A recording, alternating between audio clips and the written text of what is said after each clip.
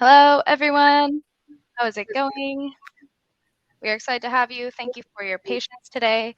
My name is Joni. I am a community events manager at Modern Sales Pros. And my job here today is pretty simple. I just need to make sure everyone gets the most out of this event. So today we have an amazing panel, as you can see here. That includes Priya Mocha, the Senior Director of Strategic Alliances at Intrahive, Peter Irwin, the Director of America's Sales, Partnerships, Alliances at NetApp, and our moderator of the day, Fernando Flores, Head of Strategic Partnerships at Making Sense. And lucky for you, these incredible sales leaders will be taking the mic from me shortly, right after I go over MSP and how we do things here.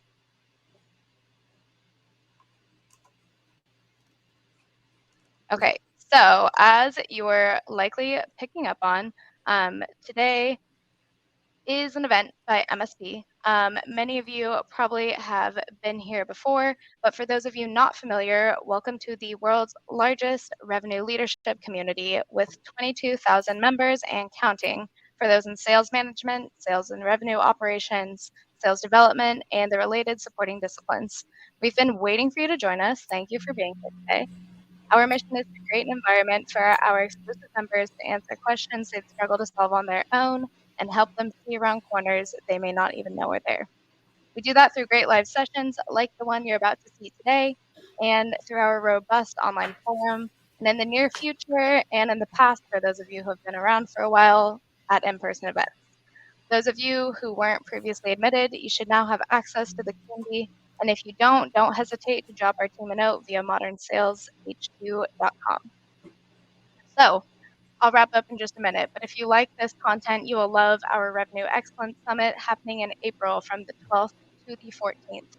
So stop missing out and get pre-registered for the summit with the link that I will be dropping in the chat shortly.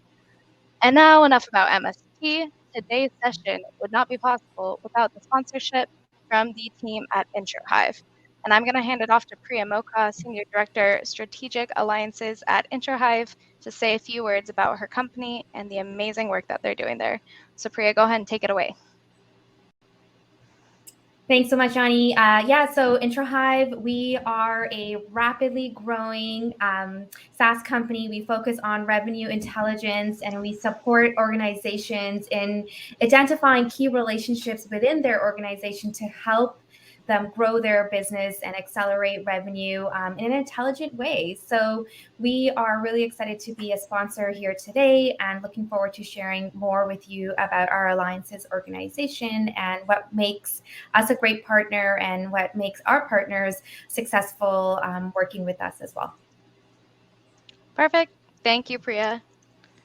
And now I want to pass it off to Peter Irwin, the Director of America's Sales, Partnerships, and Alliances at NetApp. Go ahead and introduce yourself, Peter. Hey, thank you. So nice to meet you all. I lead our sales here for Spot within NetApp. So this is our cloud automation and optimization platform, and we've been a part of NetApp for about a year and a half, and looking forward to just sharing some of how we do things and some of what's made us successful in the channel and alliances. Awesome. Thank you so much, Peter. And lastly, but certainly not least, we are going to meet our guide for the day, Fernando Flores, Head of Strategic Partnerships at Making Sense. So sit back and relax and enjoy. I'll be back on for some closing notes at the very end, and I'll just let these guys get to the good stuff. So Fernando, you can take it from here. Great. Thanks, Johnny. Thanks, everybody who joined us today. I'm honored to be moderating this panel. I hope we get to great conversation, and please send us your questions, your comments in the chat. I'll try to keep a look at it, and I know that the great team at Modern Sales Pro is doing so too. So again, let's have fun and have a good conversation about partnerships and how they help increase revenue, and how we can make sure that partnerships become a strategic part of any company's strategy, right? So a little bit about me, and I'll get it started. But I've been in the partnerships role for almost 8 years now at different companies, SaaS companies, services companies. Today, I'm in charge of the strategic partnerships for making sense. We're a software development company doing services for mid-market and startups. So what I want to highlight there is that there are different types of partnerships, right? So let's get started, and let's get to some of the great content that we'll have today from these guys. But first, I have some housekeeping notes that I have to share. So let's get it started. First, so we talk about the Q&A. That's great. And the other one is that this session is being recorded, so you'll be able to access this later on the previous events page of the MSP website. So that's one that people usually ask. So yes, this is going to be shared. And then you can use the questions. Please do so we can have the best conversation. So let's get started with the agenda for today. So we'll get started with some of the basics about what a mutually beneficial partnership looks like. This can be we can have different opinions and different ways of looking at it, but we know that we need to look for that win-win situation, right? We'll talk about it and what that means in a minute. Then we'll get into the second part of the webinar, which is unpacking it, starting with referrals and then setting your partners up for success. And we know that we want to create long-term relationships and partnerships and not just one-off, right? So we'll discuss that in a minute. And then last part of the session, it's going to be about how to track and measure the ROI of partnerships, which sometimes can be tricky. So it's going to be super interesting to hear what Priya and Peter had to say about that. All right, so shall we get started? Priya, Peter, you guys are ready? Great. Let's do it. So Johnny, do we have everybody in the house? That's we did the intro. By now everybody should be ready. Please guys, leave us a comment, use the Q&A, whatever you want. All right. So we know that we need to get into that mutual benefit, right? In partnerships to make them grow and be successful over time. We don't want to invest a lot of time up front for a one shot or one just. We want that to become a revenue stream that the company has over time, right? So I'd like to hear, maybe Priya, we can get started with you. How do you guys approach conversations about how to find that win-win and that balance with your partners, and how you make sure that you're adding value to your partners so that can continue over time? Yeah, so when we are evaluating our partners, we want to ensure that there are synergies really across the board. We want to make certain that the core values of the organizations are aligned as well. So we want to make sure that both parties are in it to grow, to support each other throughout the entire innovation journey, and really have transparency and trust in terms of our communication with one another. And we also look at partners that can complement our product, so who can really fill in gaps based on our goals today, also even our future roadmap. So we look at the goals that we have set, the goals of the partner, and ensure that there's that alignment, and make sure that we can evolve together and help each other grow each other's businesses. Maybe this is a bit. Not sure if basic is the best word, but maybe some of the guys here that are listening are setting up those partnerships or those ecosystems, right? Can you tell us a bit more about the process that you follow to identify and then reach out to these partners?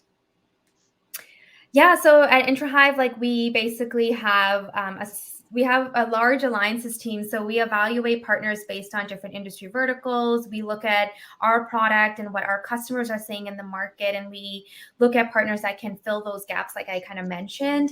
And then we have a pretty sophisticated vetting process. We look at the size of our organization, who their customers are, who do they partner with as well. Can we triangulate our strategy? Can we go to a partner, like a platform partner together, and generate business for both or all three parties together? So we do extensive research even before we start discussing potential partnership strategies with different companies.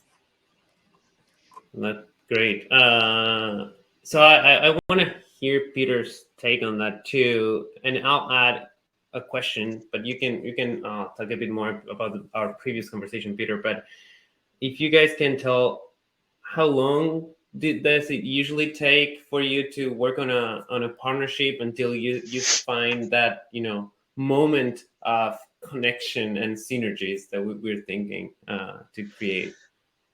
Yeah, well, it can vary really widely, and partnership is a very broad set of things, right? So if we break it down into some categories, I think the general synergies are maybe better summarized as mutual strategic objectives. And outside of the partnership, is my strategic objective to target a new type of customer, a new market, a new persona within a market? Is it to align to a technology that's relevant and drag along into an existing ecosystem? Am I building an ecosystem of channels and partners? So first is, what is my strategy? And is the partner that I'm pursuing, if I've identified a partner that I want to work with, do I help them achieve their strategic objectives? So my process for this typically is a lot of curiosity, trying to figure out, what is this other company trying to do, right? Like on paper, everything can line up and look great, but you get into the weeds and you figure out, hey, they're not looking to expand revenue, they're trying to improve margin. So their business is just in a different trajectory at the time. So that's the one thing is are we strategically going in the same place? And then there's a bunch of, that's not enough. You got to dive deeper and really understand operationally, are all of the things that they're doing, would I be creating a whole new muscle in motion for these people, or am I just plugging into the things that they're doing and making them do that better, faster, et cetera? So I start kind of at the big picture and drill down through discovery, very much as you would as a salesperson looking for an opportunity with a client. Am I on somebody's priority list, 1, 2, or 3? If not, that's going to be a really hard sell. So I don't know if I answered your question, but that's kind of my thoughts on how to start and how to qualify and what to look for. Great. And so we talk about curiosity. Is there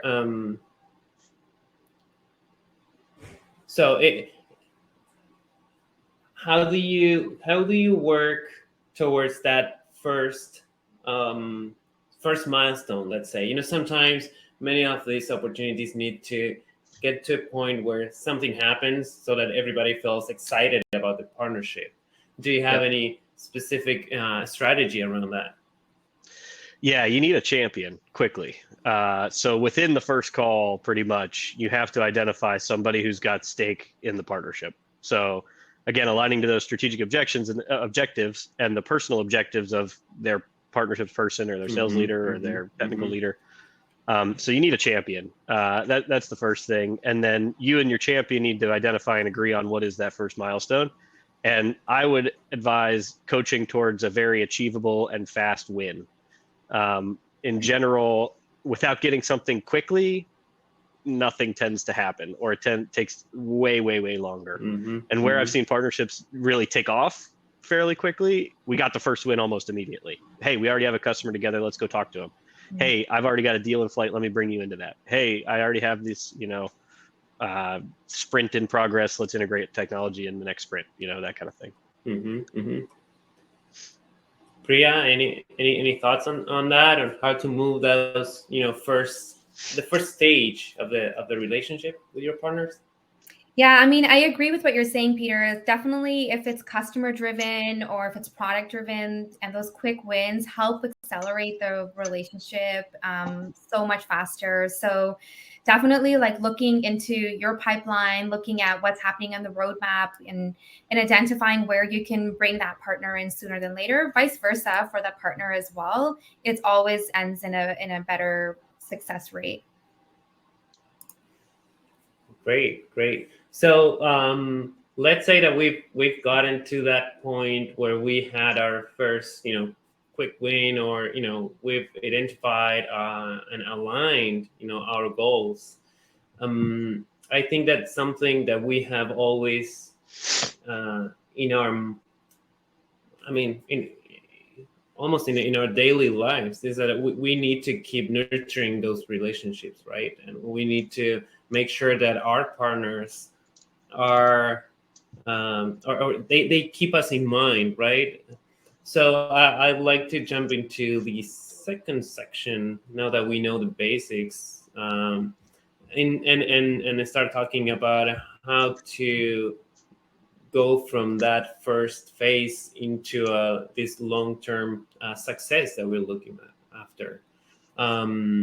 Maybe Priya, you can tell us a bit more about how you take it from there, from this initial phase into the enablement. Sure. Yeah. So, really, one of the first steps that we like to take is enablement, because I think it's important for both parties to really be able to represent each other in the market. And what we look at our partners to do that. So, represent us in front of customers, clients, and also with other partners as well. So, we want to give them the confidence in being able to speak intelligently about Intrahive, understand our mission, understand what we want to achieve, and vice versa. We want to be able to do that for our partners as well. So that enablement is extremely important with our sales teams, with their sales teams, etc. And as I mentioned earlier, like transparency is super important. So we, from the get-go, ensure that there's open lines of communication. We connect partners with our product development team and other teams in general, just so we can all ensure that there is that mutual success as we move forward. And then, of course, like leveraging other teams that we have and other resources like marketing. So in initiatives such as including them in PR credits, webinars, events, things like that, where we can truly be a partner and sell better together. I know it's kind of a little bit of a cliche, but truly that's what it is. It's leveraging each other's strengths so that we can go to market together. Great. Yeah, you touched marketing, which I think it's always an important part, let's say.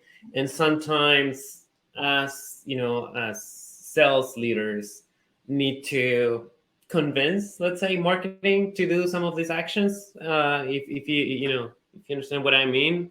Have you been in some of those situations where marketing looks at you and say, like, but why are we working for them instead of our stuff?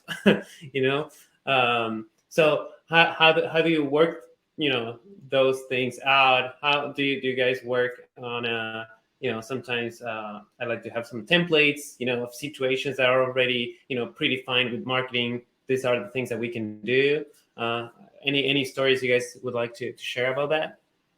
I guess for in Intrahive, like we have a partner marketing team that supports us. So we're very fortunate that that the marketing organization really does see the value. And when you break it down, all right, Peter, I'm sure you have this too. Like when you break it down to revenue, when you break it down to leads, a lot does come from the partner team and the organization. So when you bring it down to data, like data doesn't lie. Right. So there's a lot of value in working with partners. And so our marketing team is all hands and definitely involved with our success of our organization. Mm-hmm. Yeah, I've been in a few different situations like this. So in one previous company, a smaller company, and I was business development partnerships, both on sort of technology and tooling side of things, as well as channels and consulting partner referrals. the way that I worked with marketing was getting a sort of predefined, to your point, like menu, so to speak. Like, here's the things that we can do. Here's the things we're going to do organically anyway. And this also goes to aligning to what marketing's already doing. So the more you can make it accretive and non-incremental work, but incremental value, the better. So, hey, we're going to do a webinar. Why not include an expert from one of our consulting partners? Or, hey, we're going to, promote this event, and we can have another partner also promote this event and give them some time at the thing, right? Like, we're just aggregating our audiences, and as long as they're relevant and beneficial, that's super helpful.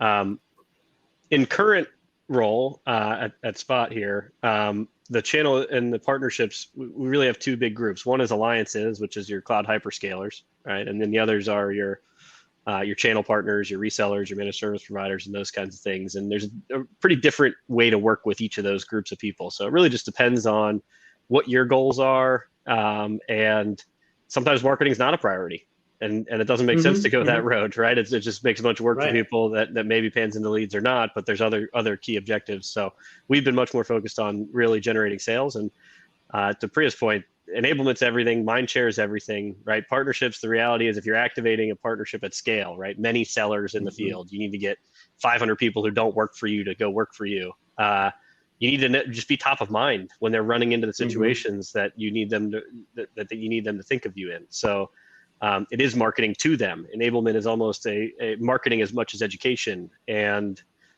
as much physical in-person contact as you can have is probably the best. If you can pull it off. I was going to add to my question initially, and how have you been doing that without that face-to-face? Any new tool that you've added to your toolbox?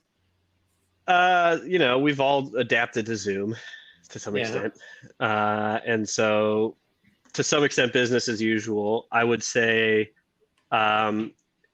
take your shots and get into the field if you can in the partnerships arena. It pays off. When we started going back in person and meeting people in person, what you don't get in Zoom is you talk to 10 people, you train a sales team, you don't get the 4 one-off individual conversations that follow about specific accounts and approaches and targets. You don't get, the walk out to the car and discuss, what the next thing is. You don't get the face and name recognition where they pick up your phone call next time to talk about that deal and respond to you right away because they know who you are. So in many sales capacities, you can get away with the remote stuff. In partnerships, it could be a strategic advantage of you to be in person if you're comfortable with the risk.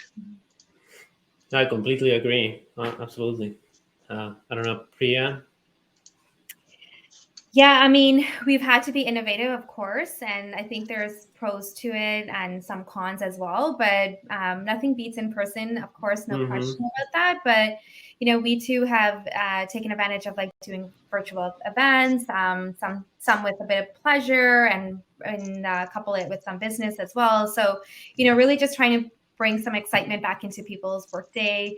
That's been really helpful. So yeah, working with different vendors that are doing creative things online has been great. But now that things are opening back up and some of us are back at conferences and meetings and whatnot. So like Peter said, it's really great to be back in the field. I want to just address one question in the QA here. Fatima said, I just saw it. Yeah. Go ahead. The process you're describing seems to require many resources. How about startups with little human resources?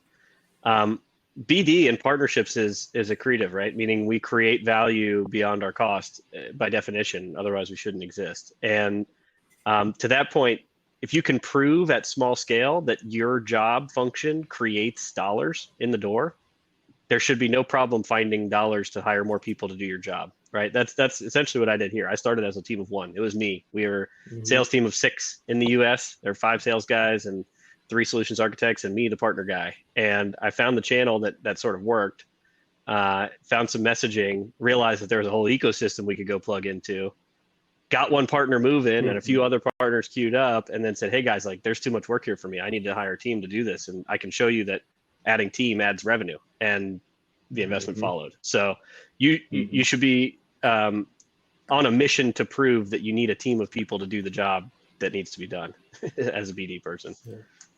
Yeah, and also Fatima also had a question in terms of aligning to OKRs, and That when we talk about goals and objectives that organizations have, it's definitely aligning to OKRs. That's exactly what we do as well to make sure that everything is in place. One other quick point on that, Fatima, is don't go too wide with partnerships. Yeah. They take a lot of effort. Totally agree, Peter. I was going to mention something about that when you first mentioned the fact that when you start small, it's easy to get lost. So I try to do I like to do the analysis in terms of what different channels there are available, but then start with one and see if it works, and then go deeper into that instead of like a little bit of things here and there. And it depends on the specific business, but I always like to go deep first, and then once you build that, you move to the next one. And as you mentioned, better if you can leave a team working there on a strategy that's been already tested, and then you start building the next one. All right, I have another question about it, which is when you're a team of, and this comes from Liz, thanks for sending it. When you're a team of one building a partnership, how do you divide your time between those low-hanging fruit revenue opportunities and the long-term strategy moonshot opportunities? Oh, there's a bit more. Oh, opportunities. That's it. I would say you need to prioritize the wins and the revenue opportunities immediately, especially if you're new in role or if it's a new function in your business, because the other war that you're in as a partnership and business development professional is political capital internally, and that really starts to happen when you have revenue next to your name. So I would say in that, the long-term things are always going to be there, and you're always going to have to chip away at those, and they will take chipping away, right? Like you don't go partner with Accenture in 3 months. It doesn't happen. It's going to take a year to get any revenue out of that, and you probably have to put 2 to 10 hours a week into it for a year to get something going, but the short-term revenue hits get you political capital. They help you iterate and prove the models that you want to prove in the market. They get you revenue, which is ultimately your company's objective, right? And they may open up more opportunities or teach you something that you don't realize. And maybe the moonshoot thing is just that, it's a moonshoot, but there may be something easier to do that generates more revenue more quickly in a small scale consulting referral play, right? Maybe you just go after a bunch of SMBs because you can onboard them and get them into enablement and get them to get you customers quickly. Just it sort of depends on your market, but I would prioritize the revenue over the moonshoot stuff, even though the moonshoot stuff may be more fun to work on in the long run. You got to do it, but get the dollars. Yeah, and I think also like beyond, obviously revenue top priority. Also, when you're looking at some of these partners, look at their partners. Can they help you triangulate? Can they help you onboard more partners quicker? Are they already partnering with those big partners that you're hoping to capture in a year's time or whatnot? So leverage each other to get to your goals. Yeah, one thing I wanted to add there is that usually if you're aiming to that moonshot but haven't still gotten the small ones, in my experience, you're not ready yet. I mean, there are so many things that you still have to learn that will help you win the big whale, let's say, that I usually recommend to start small. Because again, I agree with Peter as well. There's a lot of things that you'll learn, and the smaller accounts usually forgive more some of our mistakes,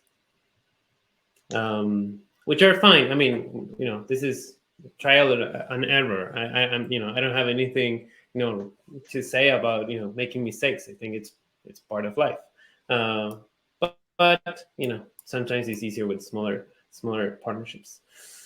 Great. Well, thanks, Fatima. Thanks, Liz, for sending those questions, and please bring them on. I think it makes this much more interesting. So we touch, it's already 30 minutes on. We want to leave a few minutes at the end for Q&A.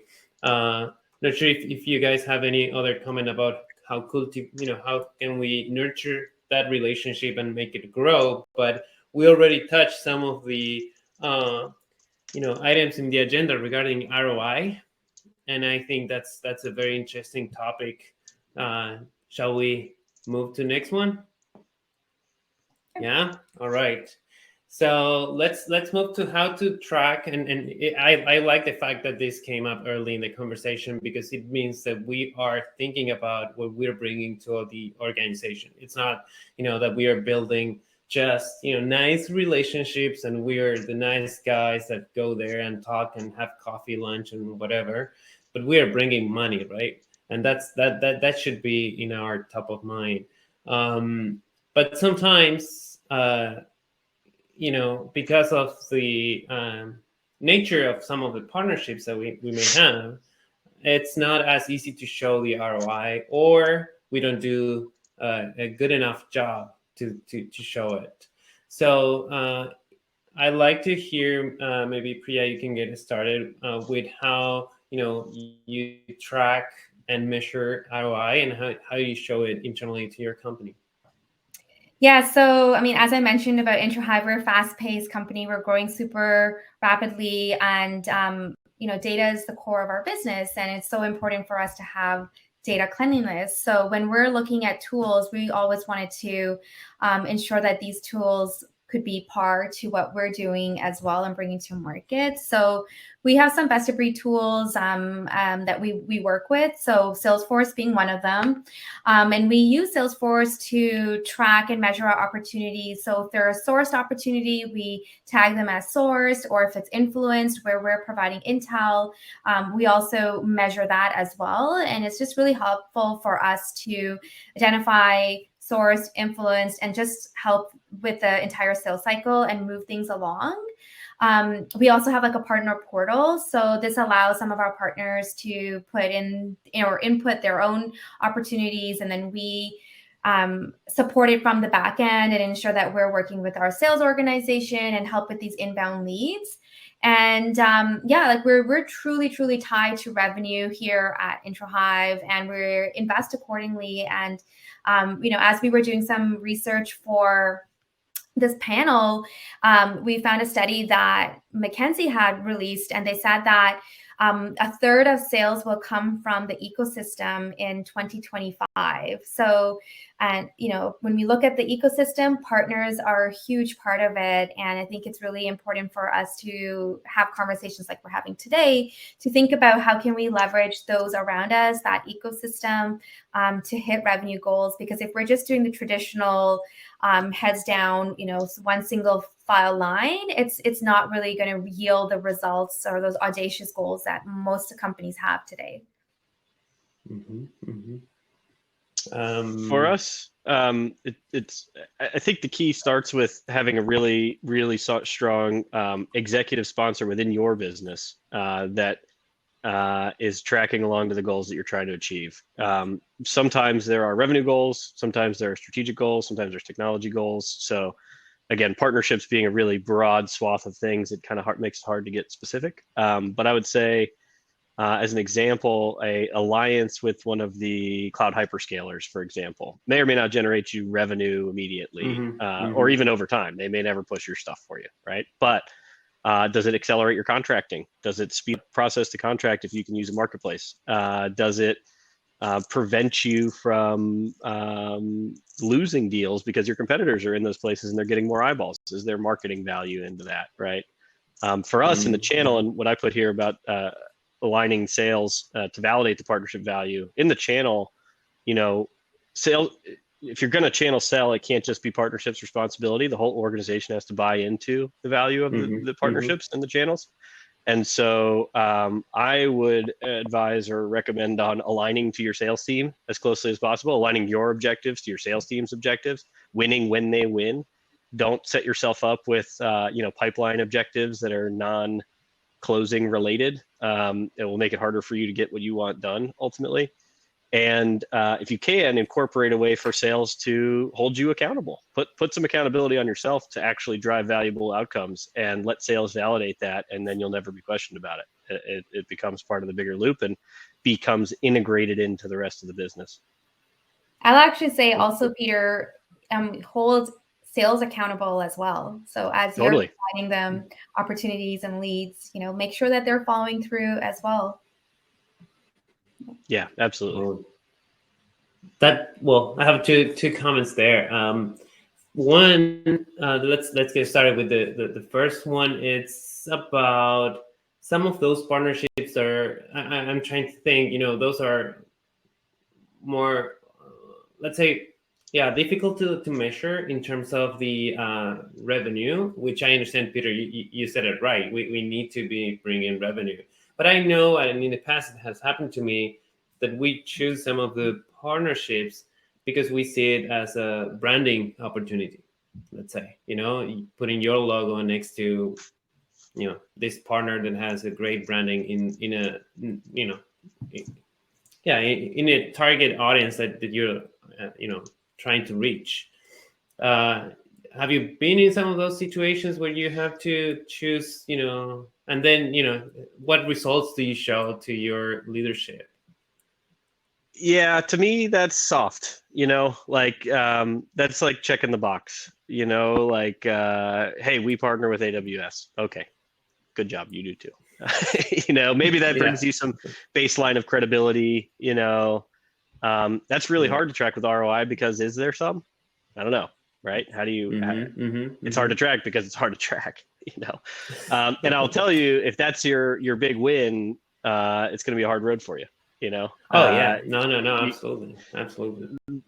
Those things can be, headlines on the top line of the slide, but they're probably bullet point 3 or 4 in terms of the value that I've brought to the business this quarter, this year, right? Yeah. But it could be, some of those low-hanging fruits that we were mentioning that, get, the thing moving. For those for strategic partnerships, sorry, Fernando, I didn't mean to cut you off. I would say for strategic partnerships where you've got a lot of, you're working with a big company, basically, right? When you get into working with a bigger company than yourself, or another big company, if you're at a big company, you should map all this out. You should be trying to figure out what are all the possible ways that I could get value out of this, and then prioritizing and executing. Hey, they could sell our stuff, they could go market with us and do some events. We could put our logos together on some industry publication. Okay, here's all the possible things that we could get. And then go figure out what's possible and reasonable, and get sign-in again from your leadership on what is the most important things for the broader business that you may or may not know about, right? I think also, based on some of the attendance that we have today, there are some smaller organizations. So noticing that, there is credibility that is established when partnering with these larger organizations, but don't get sucked into it. Don't let it take up all your time, because it doesn't always yield the most revenue. So certainly prioritize, but leverage those things to establish yourself as well. But there's nothing wrong to promote the fact that you are partnered with those larger, maybe tech companies or GSIs, etc. But exactly what you said, Peter, map it out, map what advantage you can bring, and vice versa. I wanted to add there that, in another life, many years ago, one of those partnerships I closed was like, oh yeah, I have this big logo, and I was going through the partnership documents and all the great things they would do for us as, our partners, and that never happened. So it's like Peter was saying, it's like, this big organization, it's not going to do the work for you. Sometimes we are too interested in closing that partnership, and honestly, that's not going to make any difference. What I, in some cases, what has helped me is to find that, champion that we were talking earlier in those organizations. If you can get someone that understands the value of the partnership, you need to think about how your company, your product, differentiates from all the other, companies and products out there, especially when you're looking at this. I would say always, but in those cases, it's even more important, right? And then trying to connect with people. I think that makes a great, Peter was mentioning the face-to-face interaction. I think, no matter what side of the sales process, you are connecting with people and trying to work together with transparency, as Priya was saying today. I think that's key, no matter the size of the company, if it's a Fortune 5 or if it's a super small account. I think that's very important, and as partnership guys, we need to understand that very well and take it to heart. Yeah. One more note on that, Fernando. Just as a heuristic rule, the bigger the company you're trying to partner with, the more man hours it's going to take to execute a successful partnership. And so it can be really hard to partner with huge companies if you're a very small company. Just out of the requirement to make that successful, Accenture is going to ask you to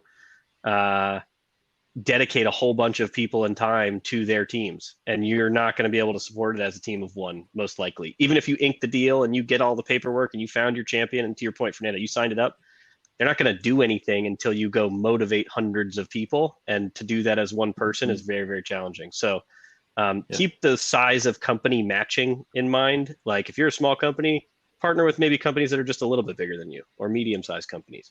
You can only go so far up that stack before you are out of bandwidth. Yeah. Great advice. We have another question here from Patrick. I think we tried to cover some of this on the first part of the webinar, and it is related to how to keep a balance of effort and involvement when partnering with other organizations, and ensure it's not a one-sided partnership, right? And also we talked, I think, a little bit recently. So how to find that balance? Sometimes let me get it started. I think sometimes it starts not on a 50-50 even situation. Sometimes you have to put some more effort on our side, but we should aim towards that balance, win-win, equal situation. I don't know, Priya, if you have any thoughts on that. Yeah, I would say kind of go back to what I said before about communication. Just be really, really crystal clear about what your objectives are from this partnership. Understand their objectives of the partnership. What are the goals you are attaching to the partnership as well? And then, once you have that clear communication, you can work towards achieving those goals. So I always ask upfront, how do you get measured, etc. So I can help support those partner account leads that I work with, and I expect them to ask me the same. If not, I'll share it because I want to make sure that I'm achieving my metrics and my team's metrics. So just that open communication, I think, is really key. Yeah, it's qualifying those mutual success, and making sure that they're bought in too. That's how you get a champion on the other side, is if it's worth it for them and it's helping them achieve their objectives. So just being very clear. One other thing on this that I've just learned is it's hard to get somebody to do something that's outside of the nature of their business. So if you want a software company to sell your software, it's going to be really challenging to do that because all they do is sell their own stuff. But if you want to get a company that sells other people's software for a living to sell your software, maybe it makes a little bit more sense. You're jumping into the alignment of the operations of their business. So it'll be very clear if you think about what they do fundamentally and what you're asking them to do is not that different, you're more likely to succeed. Yeah, we go back to those goals, right? How does this partnership helps them achieve their goals? And sometimes I think we get caught up into what we think they will get from the partnership, and we're like, no, they're not seeing it, but they'll get all of these great things. Yeah, but those are not part of their strategic goals, so that's not gonna work ultimately. Let's see. I don't know why the questions changed from top to bottom on my screen, but they're not new questions. So I think we covered most of our questions. So we can get started with the live Q&A. We already kind of like started that, I would say, with Patrick's question. But in the meantime, guys, is there anything else about building relationships and partnerships that you'd like to highlight? We actually have a question. Do you want to take that first? Yeah, let's do it. Yes. So Curtis asks, what do you need from other teams in your organization to support and develop partnerships? Kind of like a broad question.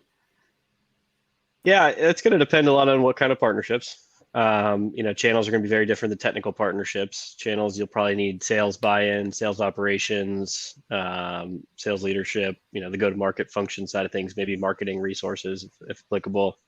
On the technology side, you're going to probably need some engineering and marketing buy-in to package things and build things together. So really depends on what type of partnership you're functioning on. But you definitely have to be the quarterback to figure all that out and put all the pieces in play. And I guess just generally make it as easy for other people to do the jobs that you want them to do for you. Like, don't come to them with big ideas and say, hey, like, help me figure this out. You kind of have to be the one to figure it out and hand them a task to some extent. Because most people are not naturally inclined to think about how to solve partnership problems. Marketers, salespeople, they're one-track focus to some extent. So, hey, here's the opportunity. Here's what I need from you as clearly as possible. We'll help you get that kind of buy-in. Yeah, and also like when we talked about earlier about enablement, so I think it's also important to like the partnership teams to enable the sales individuals or SE teams, etc., internally as well, so that they understand from a business perspective what are the objectives, why are we partnering with a smaller partner or a larger partner, what are those goals, what are we trying to achieve, what value does this partner bring to our business, and etc., etc. So again, like just boils down to communication, enablement, making sure that we're giving everyone involved, potentially involved in the partnership, the confidence to bring it forward, because we want to see our partners do well too, of course. So that's what I would say. Yeah, just wanted to add there, in my experience, it's good to understand from the different channels that you're managing or the different type of partnerships that you're looking to go to market with. There might be some that are more like Peter was saying on the you need engineering help, so you can have that identified and also ranked. But there are some of them that may need just marketing. So you may if you have that mapped out and you have a good strategy around them and what's what your options are, then you can, looking at your organization, you can see, okay, this is a great time. I don't know, engineering, it's, has some time to work on something else. Let's bring this idea to the table instead of like going with everything at once. And the other way around, maybe you get started with some marketing material or whatever, if you know that you have the buy-in from the marketing team. So that's why I think it depends what you need from other teams. So we have Fatima here says, you could also fill a gap that their software does not fill if you are targeting the same industries. Yeah, that's a good combo kind of situation where you plug yourself into another sales org of another company. Yep, I've done that too. All right, so any other questions from the audience? Guys, feel free to do. We have a couple more minutes. If not, I think, let's see. Okay, Shine. So it sounds like soft skills is part of must-haves for alliance work, but what about technical knowledge? Depends on what type of alliance work, right? Channels, I don't think, in a existing sort of ecosystem of channel partners, like IT infrastructure channel, right? That is very much salespeople to salespeople. You're selling opportunity, you're selling the high level sizzle, you're a hype man, kind of, in that kind of function. technical alliances, and where you're kind of scoping out NREs, right? Engineering work to be done, and you're helping kind of guide product development stuff. Technical skills will be more and more useful. But I've seen successful BD people from both backgrounds, both sales, business, and engineering. I think sales skills are actually not soft skills, first of all, and very, very useful in this. Tactics of convincing and aligning and discovery and all of those things. So those are the ones I think are the big ones. Yeah, I mean, I guess working in tech and our SaaS companies, you may not know the itty-gritty details of all the technicalities, but conceptually, I think it's really important to understand solutions. But more than that, it's the business acumen that goes a long way. Understanding what's happening in the industry, what are trends, what are problems that customers are facing. What problems is your product fulfilling for customers, and same for the partner that you're talking to or evaluating or partnering with, etc. So it's not just soft skills. Soft skills I think is really important in the business world, but it definitely is much more than that. And yeah, and I would say as partnership people, we usually need to wear different hats, but I don't think we need to cover for a technical position when we need it. And usually it helps to bring that person in at the right time. And secondary to that, I think that if you are rushing to get into the technical part without getting first, what the business goals are and all of what we discussed today, it might be a mistake. Because you may have a technical solution, but if you don't have the buy-in for the business, that won't work. Agreed. Agreed. So from your experience, what would be good channel partners for SaaS startup? Bigger VARs required to show the substantial revenue? Yeah, I think this is an open question. And the SaaS ecosystem and industry has not, as a whole, found a successful channel that's universal here. IT and application technology infrastructure historically has gone through the channel, the VARs, right? The SIs, the MSPs. But you're selling a line. If you're selling to lines of business, those people don't have that. And so there's some studies in science that says there's not a SaaS channel.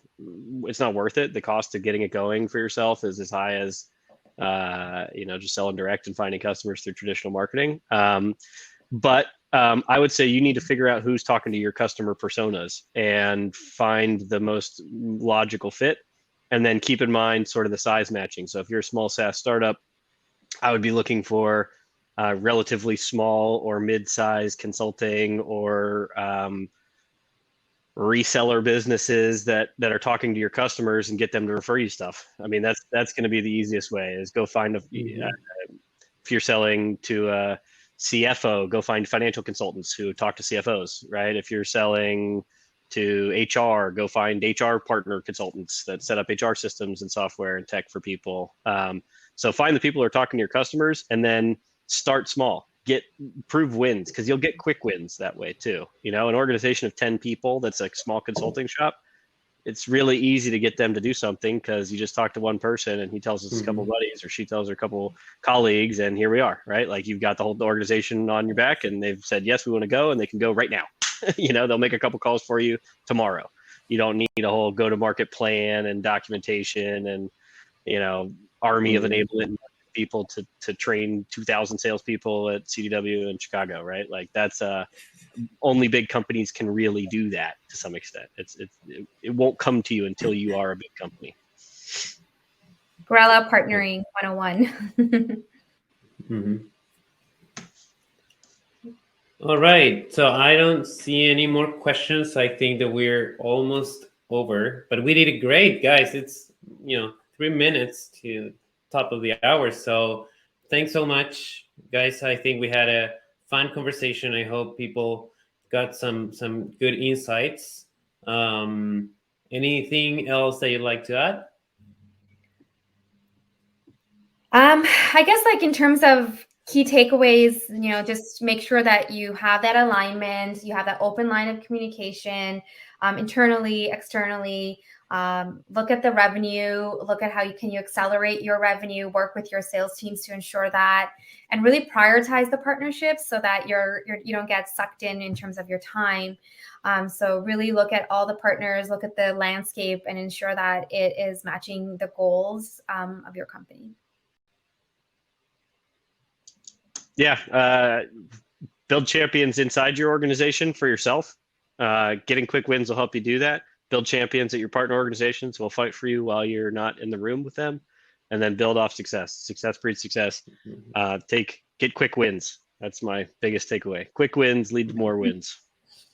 Yeah, and be careful with the big wins to start off. And we have Johnny here. Hello, I'm coming back to wrap up, but thank you all. It's exciting how many questions we had this time. That always makes the chat more fun. We appreciate all of you for being so engaged. And of course, I want to thank our speakers and our moderator today for the amazing conversation. I think it was really nice to hear everyone's different takes on the subject and to have Fernando guiding us through it with his hot takes as well. It's always fun. I was telling them before, but it's always fun when our moderator actually knows something instead of me running through the speakers. So we appreciate it, Fernando. Thank you, Peter. Thank you, Priya. And of course, thank you to Intrahive for sponsoring today. As you can hear from Priya, their partnership program is amazing and they're a great company in general. So thank you. The recordings and key takeaways will be available on our site shortly. And as always, don't forget to check out our upcoming events. And we'll see you next time. Thanks, everyone. Appreciate it. Thanks. Thank you. And thanks, Johnny. Thanks.